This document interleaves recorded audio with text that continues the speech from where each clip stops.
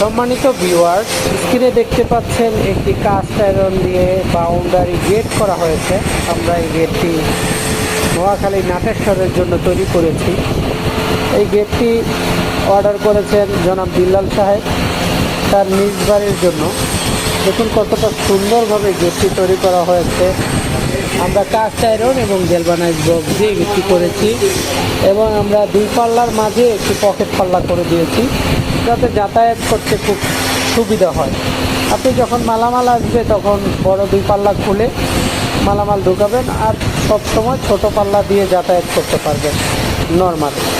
আপনারা যদি এই ধরনের বাউন্ডারি গেটগুলো আমাদের থেকে নিতে চান তাহলে আমাদের স্ক্রিনে দেওয়া নাম্বারে যোগাযোগ করতে পারেন।